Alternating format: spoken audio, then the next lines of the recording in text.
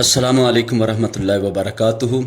Class 10 آج کا سبق ہے سورۃ الاحزاب کا چوتھا درس۔ آج ہم چوتھا سبق پڑھیں گے اور اس کے ساتھ 14 اور 15 نمبر حدیث بھی پڑھیں گے۔ تو سبق کا آغاز کرتے ہیں۔ سورۃ الاحزاب آیات 28 تا 34، سبق کا نمبر 4 اور صفحہ نمبر 34۔ اعوذ باللہ من الشیطان الرجیم، بسم اللہ الرحمن الرحیم۔ یا ایہا النبی، اے نبی صلی اللہ علیہ وسلم، قل کہہ دو، لازواجک اپنی بیویوں سے، ان اگر کنتن ہو تم، تردنا چاہتی، الحیات الدنیا دنیا کی زندگی، وزینتہا اور اس کی خوبصورتی، فتعالینا تو آؤ، امتعکن میں تمہیں کچھ مال دوں، واسرحکن اور میں تمہیں رخصت کر دوں، سراحاً رخصت، جمیلا اچھی طرح۔ بمحاورہ، اے پیغمبر صلی اللہ علیہ وسلم اپنی بیویوں سے کہہ دو کہ اگر تم دنیا کی زندگی اور اس کی زینت و آرائش کی خواستگار ہو، خواستگار مطلب چاہتی ہو، تو آؤ میں تمہیں کچھ مال دوں اور اچھی طرح سے رخصت کر دوں۔ وَإِنْ اور اگر كُنْتُنَّ ہو تم، تردنا چاہتی، اللہ کو، وَرَسُولَهُ اور اس کے رسول کو، وَالدَّارَ الْآخِرَةَ اور آخرت کے گھر کو، فَإِنَّ اللَّهَ تو بے شک اللہ نے، اعد تیار کیا ہے، للمحسنات نیکی کرنے والیوں کے لیے، منکن تم میں سے، اجرن عظیما اجر عظیم۔ بمحاورہ، اور اگر تم خدا اور اس کے پیغمبر اور عاقبت کے گھر یعنی بہشت جنت کو کہتے ہیں کہ طلبگار ہو، طلبگار مطلب چاہتی ہو، تو تم میں جو نیکوکاری کرنے والی ہیں ان کے لیے خدا نے اجر عظیم تیار کر رکھا ہے۔ یہ دو آیات ہوئیں۔ ان دو آیات کا ایک مخصوص نام ہے جسے آیات تخییر کہا جاتا ہے۔ تخییر کا معنی ہے اختیار کرنا۔ تو اس میں دو آپشن میں سے، دو باتوں میں سے ایک بات اختیار کرنے کے لیے ازواج النبی صلی اللہ علیہ وسلم کو اختیار دیا گیا ہے۔ تو یہ تمرین میں بھی سوال ہے، تو اس کو ہم اچھی طرح دہرا دیتے ہیں کہ وہ دو کون سی باتیں تھیں جن میں سے ایک اختیار کرنے کے لیے ازواج النبی کو فرمایا گیا کہ نبی صلی اللہ علیہ وسلم کی ازواج ان دو باتوں میں سے جو چاہیں ایک اختیار کر لیں۔ یہ اصل میں واقعہ اس وقت پیش آیا جب مدینہ کی عورتوں کے پاس کافی ساری سہولیات اور مال و دولت اور مال غنیمت میں کافی حصہ ملنے سے بہت زیادہ سہولت اور آسانی پیدا ہو گئی تھی۔ تو ازواج النبی یعنی نبی صلی اللہ علیہ وسلم کی بیویوں نے آپ صلی اللہ علیہ وسلم سے مطالبہ کیا کہ ہمارے لیے بھی گھریلو سامان اور گھر کی اشیاء ہونی چاہیے جو دوسرے گھروں میں ہیں، اسی طرح ہمارے گھر میں بھی زیادہ ہونا چاہیے، تو ہمیں بھی سہولیات دی جائیں۔ تو کچھ مال کا مطالبہ کیا، جس پر آپ صلی اللہ علیہ وسلم ناراض ہوئے، کیونکہ یہ آپ کی استطاعت اور آپ کی گنجائش سے بڑھ کر مطالبہ تھا۔ تو کوئی بھی عورت جب اپنے خامد سے اس کی گنجائش سے اور اس کی طاقت سے بڑھ کر سوال کرتی ہے، مطالبہ کرتی ہے، تو یہ تنگی پیدا ہو جاتی۔ آپ صلی اللہ علیہ وسلم اس بات پر ناراض ہوئے، تنگ ہوئے، حتیٰ کہ 1 ماہ کے لیے اپنی بیویوں سے ناراض ہو گئے۔ اور 1 مہینے بعد آپ صلی اللہ علیہ وسلم جب گھر میں تشریف لائے تو قرآن پاک کی یہ آیات نازل ہو چکی تھی۔ تو یہ آیتیں پڑھ کر سنائیں جن کے اندر 2 باتیں بیان کی گئیں۔ پہلی بات، اے نبی اپنی بیویوں سے کہہ دو اگر دنیا کی زندگی بنانا چاہتی ہیں اور یہاں کی خوبصورتی اور زیب و زیبائش چاہتی ہیں تو ان سے کہیں کہ آئیں، میں تم کو کچھ مال دوں اور رخصت کر دیتا ہوں۔ رخصت کا مطلب طلاق دے کر تمہیں تمہارے گھروں میں بھیج دیتا ہوں، میں اپنے گھر میں نہیں رکھوں گا۔ دوسری بات یہ تھی کہ اگر تم اللہ کو اور اس کے رسول کو راضی رکھنا چاہتی ہو اور پھر آخرت کا گھر یعنی جنت لینا چاہتی ہو تو پھر انہی حالات میں گزارا کر کے تم نیکیاں کماؤ، یقیناً اللہ نے نیکی کرنے والیوں کے لیے بہت بڑا اجر یعنی جنت تیار کر رکھی ہے۔ تو جب یہ دو آیتیں آپ صلی اللہ علیہ وسلم نے پڑھ کر اپنی ازواج کو اختیار دیا تو آپ صلی اللہ علیہ وسلم کی تمام ازواج، تمام بیویوں نے ایک ہی آپشن اختیار کی اور کہا کہ ہم اللہ کو اور اس کے رسول کو راضی رکھنا چاہتی ہیں، اور اسی طرح ہم آخرت کے گھر کو یعنی جنت کو چاہتی ہیں، تو ہم اسی طرح ان حالات میں بالکل گزارا کریں گی، کبھی اس طرح کا مطالبہ نہیں کریں گی جس سے نبی صلی اللہ علیہ وسلم کے لیے کوئی تنگی اور کوئی تکلیف بنے۔ لہٰذا سب نے دوسری بات کو اختیار کیا کہ ہم اللہ اور اس کے رسول کو راضی رکھنا اور آخرت کے گھر کو پسند کرتے ہیں۔ تیسری آیت، یا نساء النبی، اے نبی صلی اللہ علیہ وسلم کی عورتوں، نساء کا معنی عورتوں اور بیویوں کر لیا جاتا ہے۔ یا نساء النبی، اے نبی کی عورتوں، من یاتی، جو کرے گی، من کنہ، تم میں سے، بے فاحشۃ، بے حیائی، مبینۃ، کھلی واضح، یضاعف لها العذاب، تو اضافہ کیا جائے گا اس کے لیے العذاب، سزا کا، عذاب کا، ضعفین، 2 گنا، وکان، اور ہے، ذالک، یہ، علی اللہ، اللہ پر، یسیرا، آسان۔ بامحاورہ، اے پیغمبر کی بیویوں، تم میں سے جو کوئی سری ناشائستہ الفاظ کہہ کر رسول اللہ صلی اللہ علیہ وسلم کو ایذا دینے کی حرکت کرے گی، اس کو دونی سزا دی جائے گی۔ دونی مطلب دگنی، ڈبل، اور یہ بات خدا کو آسان ہے۔ اس آیت مبارکہ سے پتہ چلا کہ اللہ تعالیٰ نے نبی صلی اللہ علیہ وسلم کی بیویوں کو متنبع کیا اور وارننگ دی کہ اگر تم نبی صلی اللہ علیہ وسلم کے ساتھ اب رہنا چاہتی ہو تو اسی طرح ان حالات میں گزارا کر کے رہنا چاہتی ہو تو پھر ایسا نہ ہو کہ کبھی تم اپنی زبان سے نبی صلی اللہ علیہ وسلم کو اذیت دو، تکلیف پہنچاؤ۔ اگر تم نے ایسا کیا تو پھر تمہاری سزا ڈبل یعنی دگنی ہوگی، تمہیں پھر اللہ تعالیٰ کی طرف سے دگنی سزا دی جائے گی، اور یہ اللہ کو آسان ہے۔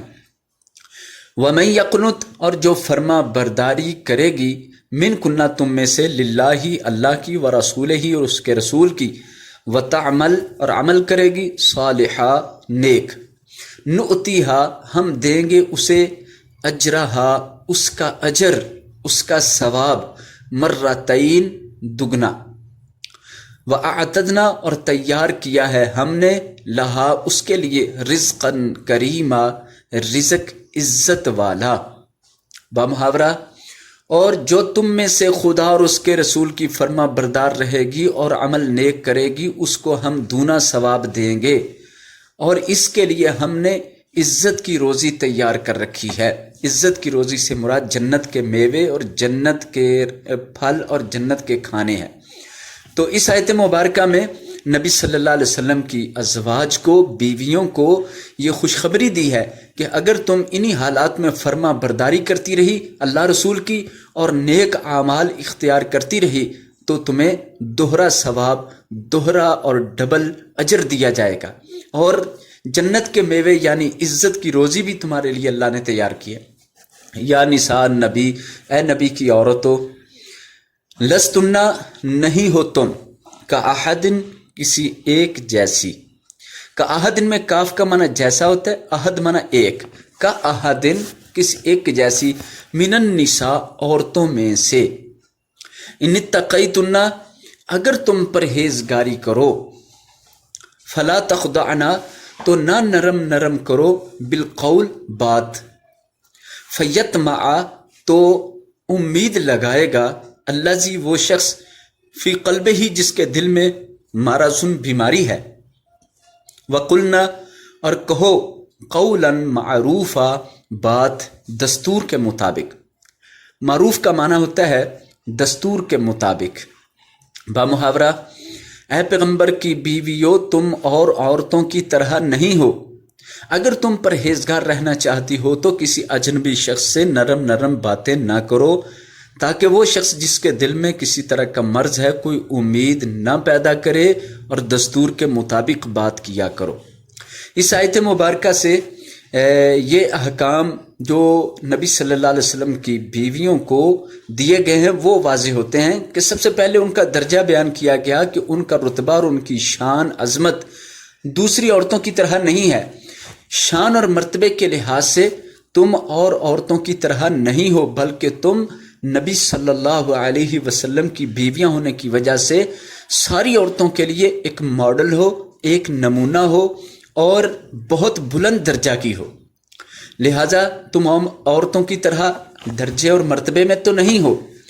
اگر تم پرہیزگار رہنا چاہتی ہو تو تمہیں لازمی ہے کہ تم کسی اجنبی شخص سے، غیر محرم شخص سے نرم نرم لہجے میں بات مت کرنا، ورنہ جس شخص کے دل کے اندر کوئی منافقت کا مرض ہے یا عشق کا مرض ہے یا عورتوں کی طرف غلط نظر اور غلط سوچنے کا مرض ہے، تو وہ اپنے دل کے اندر تمہارے بارے میں اس طرح کی کوئی نہ کوئی لالچ اور امید پیدا کر لے گا.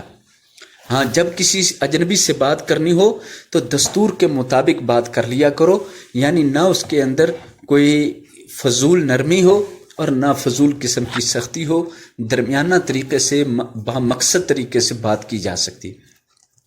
وَقَرْنَ فِي بُيُوتِكُنَّ، اور ٹھہری رہو اپنے گھروں میں. قرنا کا معنی قرار پکڑنا، ٹھہرنا، رکنا. اپنے گھروں میں ٹھہری رہو. وَلَا تَبَرَّجْنَا، اور نہ تم اظہار تجمل کرو. وَلَا تَبَرَّجْنَا، اور نہ تم زینت دکھاؤ. تبرج الجاہلیت الاولی، جیسا اظہار کرتی تھی، جس طرح خوبصورتی دکھاتی تھی الجاہلیت الاولی، زمانہ جاہلیت کے پہلے دنوں میں. دوبارہ یہ دیکھ لیں لفظی ترجمہ، ولا تبرجنا، اور نہ تم زینت دکھاتی پھرو، تبرجا، جس طرح زینت دکھایا کرتی تھی، الجاہلیت، زمانہ جاہلیت میں، الاولی، پچھلے زمانہ جاہلیت میں جس طرح خوبصورتی دکھاتی پھرتی تھی، اس طرح خوبصورتی اختیار کر کے دکھانے کے لیے مت چلو پھرو. وَأَقِمْنَ الصَّلَاةَ، اور قائم کرو نماز. وَآتِينَ الزَّكَاةَ، ادا کرو زکوٰۃ.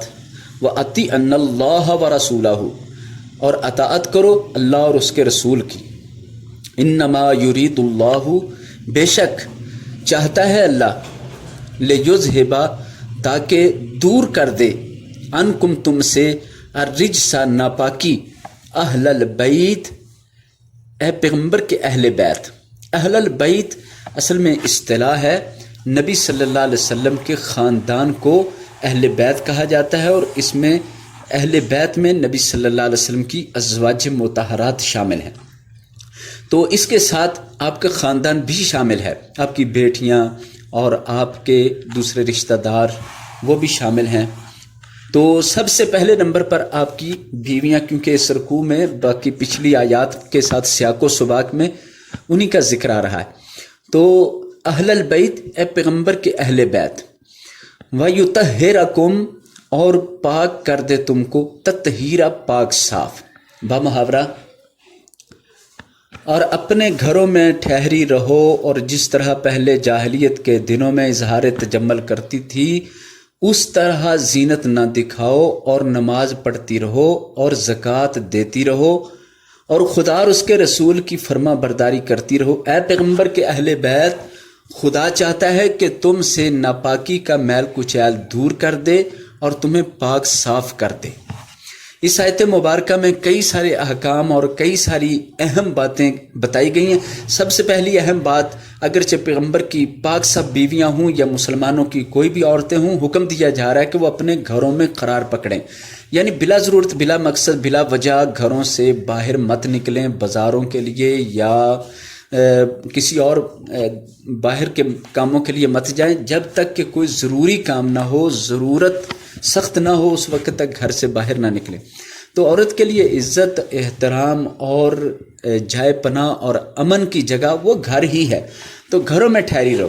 ہاں، جب گھر سے نکلنے کی ضرورت پیش آ جائے تو فرمایا پھر زیب و زینت اختیار کر کے باہر نہ ہو، پھر زینت نہ دکھاتی پھرو۔ یہاں ایک بات کا فرق کرنا چاہیے، عورت کو زیب و زینت اختیار کرنے کی اجازت ہے، وہ خوبصورتی کی چیزیں پہن سکتی ہے، استعمال کر سکتی ہے، لیکن غیر محرموں کو اور اجنبی لوگوں کو زینت کی چیزیں دکھانا اس سے منع کیا گیا ہے۔ زیب و زینت اختیار کرنے سے منع نہیں کیا گیا، لیکن زیب و زینت غیر محرموں کے سامنے ظاہر کرنے سے منع کر دیا گیا، کیونکہ یہ زمانہ جاہلیت کی پرانی ایک رسم ہے، پرانا ایک طریقہ ہے کہ زمانہ جاہلیت کی عورتیں سج دھج کر بازاروں میں اور لوگوں کے سامنے آیا کرتی تھیں۔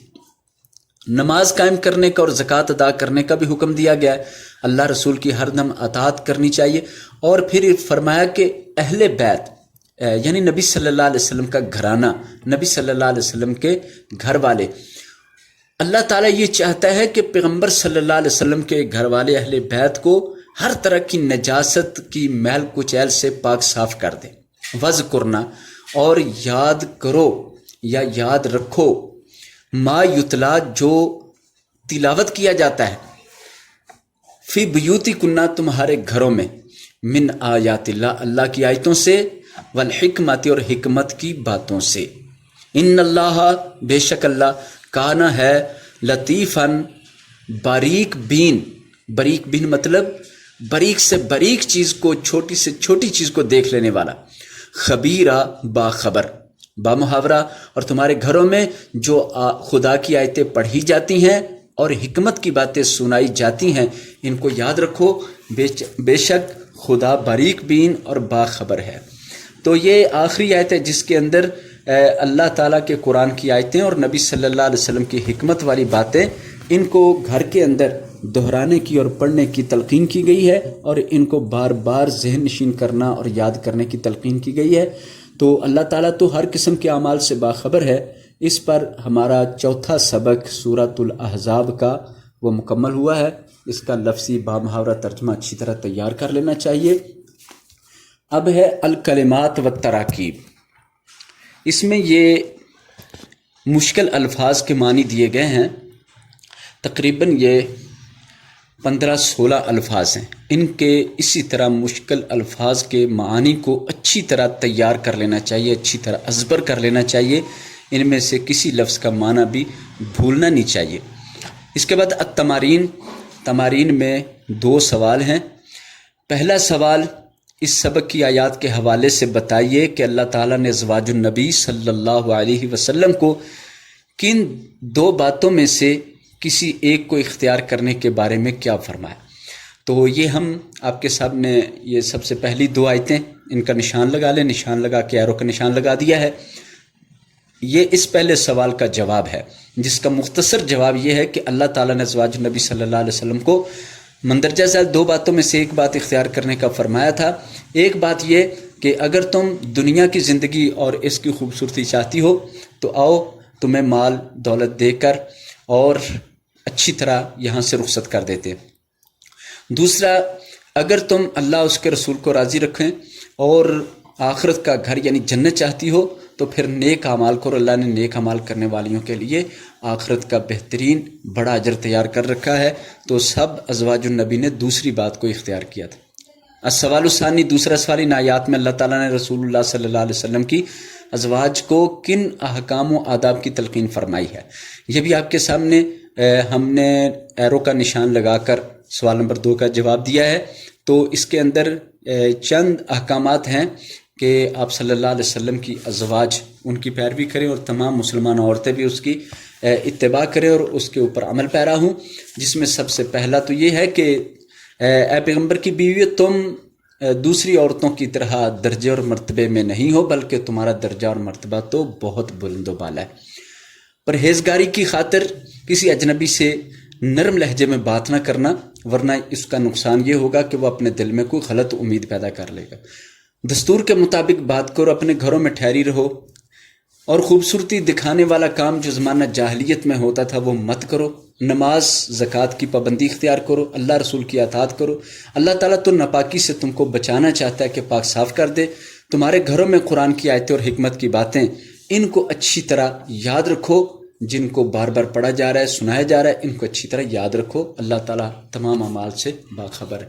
یہ ہو گیا، اور اس کے بعد ہے سوال نمبر 3، جس میں 3 چھوٹے چھوٹے جملے آیات میں سے دیے گئے ہیں، ان کا مفہوم بیان کرنا ہے۔ تو ان کا ترجمہ اور مفہوم ہم نے اچھی طرح سبق کے اندر بیان کر دیا، ان کو ایک بار پھر سن لیا جائے، اور تینوں ان آیات کا لفظی بامہرہ ترجمہ یاد کر کے اب ہم حدیث نمبر 14 اور 15 پڑھیں گے۔ پہلے 14 نمبر حدیث کو دیکھ لیں۔ اہم جملے انڈرلائن کر دیے گئے ہیں، اور اہم الفاظ بھی جن کی وضاحت MCQs یا شارٹ کویسچن کے طور پر پیپر میں آتی ہے، وہ بھی ہم نے نشان لگا دیے ہیں، تو ان کو دھیان سے سن لیا جائے اور سمجھ لیا جائے، اور اپنے اپنے پاس ان کو نوٹ کر لیا جائے۔ سب سے پہلے 14 نمبر حدیث پڑھتے ہیں۔ اذا اقیمت الصلاۃ فلا تأتوها تسعون وأتوها تمشون وعلیکم السکینہ فما ادرکتم فصلوا وما فاتکم فاتموا۔ ترجمہ: جب نماز کھڑی ہو جائے تو اس کے لیے دوڑتے ہوئے نہ آؤ، بلکہ اطمینان اور وقار سے چلتے ہوئے آؤ۔ جو نماز تم پالو اسے ادا کر لو، اور جو تم سے رہ جائے اسے پورا کر لو۔ تشریح: اس حدیث میں باجماعت نماز کے آداب کی طرف رہنمائی کی گئی ہے۔ تو یہ باجماعت نماز کے آداب بتائے جا رہے ہیں۔ تو اس حدیث کا یہ گویا کہ عنوان ہے، ٹاپک ہے، اور اس کا موضوع ہے کہ اس حدیث میں اکیلے کی نماز نہیں بلکہ باجماعت نماز کے آداب سکھائے جا رہے ہیں۔ اگر پیپر میں سوال آ جاتا ہے باجماعت نماز کے آداب پر کوئی ایک حدیث لکھیں، تو یہی حدیث کا ترجمہ لکھا جائے گا۔ وہ یہ کہ اول تو ہم باجماعت نماز ادا کرنے کے لیے وقت پر مسجد پہنچیں اور تکبیر اولیٰ میں شریک ہوں۔ تکبیر اولیٰ کیا ہے؟ جو امام جماعت کرواتے وقت سب سے پہلی اللہ اکبر کہتا ہے، اسے تکبیر اولیٰ کہتے ہیں۔ تو تکبیر کا معنی ہو گیا اللہ اکبر، اولیٰ معنی پہلی، سب سے پہلی، فرسٹ۔ تو جو فرسٹ تکبیر ہے امام کی، اب ہر بندے کی نہیں بلکہ امام کی، اسے تکبیر اولیٰ کہتے ہیں۔ اور بالفرض کسی مجبوری کی وجہ سے کوئی شخص تکبیر اولیٰ سے رہ جائے یا مسجد میں تاخیر سے پہنچے اور نماز ادا ہو رہی ہو، تو بھاگتے دوڑتے جماعت میں شامل ہونے کی کوشش نہیں کرنی چاہیے، بلکہ ہر ممکن وقار اور متانت کا خیال رکھنا چاہیے۔ سلیقہ یہ ہے کہ شائستگی کے ساتھ چل کر آرام سے جماعت میں شامل ہو جائیں۔ جتنی رکعتیں جماعت کے ساتھ نصیب ہو جائیں ان کو جماعت کے ساتھ پورا کر لیں، باقی کو بعد میں پورا کر لیا جائے۔ لیکن بھاگتے دوڑتے اس لیے جانا کہ جلدی سے جماعت میں شریک ہو جائیں اور کوئی رکعت چھوٹ نہ جائے، یہ ناشائستہ عمل، یعنی ناشائستہ مطلب برا عمل، ناپسندیدہ عمل، اللہ تعالیٰ کو ناپسند اور خانہ خدا کے آداب اور انسانی وقار کے خلاف ہے۔ یہ کون سا عمل ناشائستہ ہے جو اللہ تعالیٰ کو پسند نہیں اور خانہ خدا کے آداب اور انسانی وقار کے خلاف ہے؟ یہ عمل ہے نماز کے لیے مسجد میں دوڑ لگانا۔ تو مسجد میں دوڑنا، بھاگنا، شور کرنا یا افراتفری پیدا کرنا اور اس طرح کی بھاگ دوڑ جو ہے وہ اللہ تعالیٰ کے گھر یعنی مسجد کے آداب کے خلاف ہے۔ اگرچہ یہ نماز کے لیے کیوں نہ دوڑ لگائی جا رہی، تو مسجد کے اندر دوڑنا نہیں چاہیے، بھاگنا نہیں چاہیے، شور نہیں کرنا چاہیے۔ حدیث نمبر 15، من صام رمضان وقامہ ایمانا واحتسابا غفر لہ ما تقدم من ذنبہ۔ ترجمہ: جس نے ایمان اور اجر کی نیت سے رمضان کے روزے رکھے اور اس کی راتوں میں قیام کیا، اس کے پہلے گناہ معاف کر دیے گئے۔ اس میں یہ دیکھنا چاہیے یہ روزے رمضان المبارک کے بیان کیے جا رہے ہیں، یعنی یہ مہینے کا نام ہے رمضان۔ تو رمضان کے مہینے کے روزے 2 شرطوں کے ساتھ جس نے رکھے، پہلی شرط ایمان اور دوسری شرط اجر کی نیت سے، یعنی دکھاوے کی نیت سے نہ ہو، اللہ سے ثواب لینا، اجر لینے کی نیت سے۔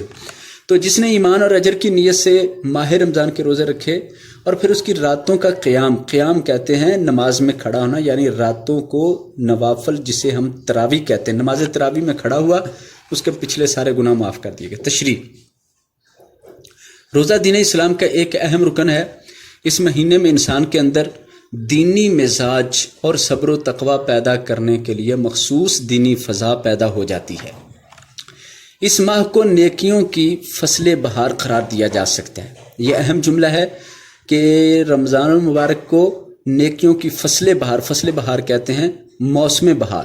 جیسے موسم بہار میں درختوں پر پتے اور پھل پھول آتے ہیں اور خوبصورت منظر بن جاتا ہے اور ہر طرف رونق اور ہریالی بن جاتی ہے، اسی طرح یہ وہ مہینہ ہے جس میں نیکیاں بہت زیادہ ہوتی ہیں، بہت زیادہ نیکیاں نصیب ہوتی ہیں، نیکیاں ملتی ہیں. رمضان کے پورے مہینے کے روزے فرض کر دیے گئے. اب جو کوئی ایمان کے تقاضوں کی تکمیل معنی مکمل کرنے میں اور بارگاہ الہی سے ثواب کی امید کے ساتھ روزے رکھے اور اس ماہ مبارک کی راتوں میں اپنے رب کے حضور معنی سامنے، اپنے رب کے سامنے قیام کرے یعنی تراویح پڑھے تو اس کے پچھلے گناہ معاف کر دیے جائیں گے. تو یہ حدیث رمضان المبارک کی فضیلت پر ہے. رمضان کے مہینے کے روزے، ان کا کتنا ثواب ہے کہ ساری زندگی کے گناہوں کی بخشش کا ذریعہ بن جاتے ہیں. اور پھر اس کے علاوہ یہ رمضان وہ مہینہ ہے جس میں اللہ تعالیٰ گویا کہ اتنا ثواب دیتے ہیں، جیسے موسم بہار میں ہر طرف ہریالی ہو جاتی، اس میں نیکیاں ہی نیکیاں عام کر دیتے ہیں اور بہت زیادہ اجر و ثواب عطا فرماتے ہیں. تو یہ دو احادیث 14 اور 15 نمبر، اس کو اچھی طرح تیار کر لینا چاہیے حرف بحرف، کیونکہ